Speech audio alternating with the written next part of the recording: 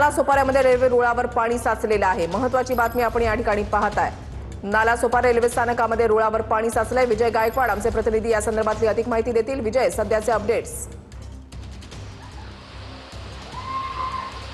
निश्चितच वृषाली, आज दिवसभरापासून पावसाने हाहाकार केला आहे आणि मी आता नालासोपारा स्टेशनवरती आहे। आपण जर बघितलं तर नालासोपारा स्टेशनचे सर्व ट्रॅक जे आहेत हे सध्या पाण्याखाली आलेले आहेत। आपण बघितलं तर प्लॅटफॉर्म क्रमांक 1, 2, 3, 4 चारही जे ट्रॅक आहेत हे सध्या पाण्याखाली गेलेले आहेत। पूर्ण जी लोकल सेवा जी आहे ही मंदावलेली आहे। लांब पल्ल्याच्या गाड्या ज्या आहेत यांचं सुद्धा वेळापत्रक विस्कटलेलं आहे। जी पश्चिम रेल्वेची जी सेवा आहे ही सेवा सुद्धा कुठेतरी या विस्कळलेली आपल्याला पाहायला मिळत आहे। आपण जर बघितला तर स्टेशनवरती सध्या पूर्ण शुकशुकाट आहे। काही प्रवासी आपल्या इच्छितस्थळी जाण्यासाठी वाट पाहत आहेत।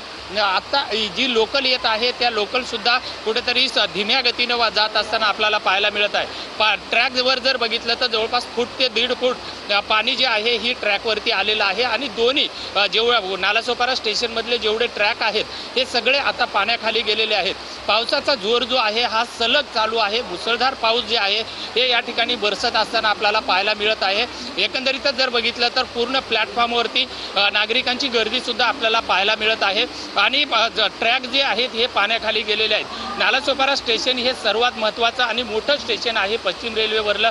या ठिकाणावरून लाखो नागरिक जे आहेत हे मुंबईच्या दिशेनं प्रवास करत असतात। लांब पल्ल्याच्या गाड्या सुद्धा इथून गुजरात असेल, राजधानी एक्सप्रेस असेल, दिल्लीला जोडणाऱ्या ज्या मोठ्या महत्त्वाच्या गाड्या आहेत याच ट्रॅकवरून जात असतात। त्याचप्रमाणे जे लांब पल्ल्या मुंबईकडे जाणारा जो वर्ग आहे तो सुद्धा याच ट्रॅकवरून जातात। मात्र नालासोपारा स्टेशनमध्ये हे पूर्णपणे पाणी।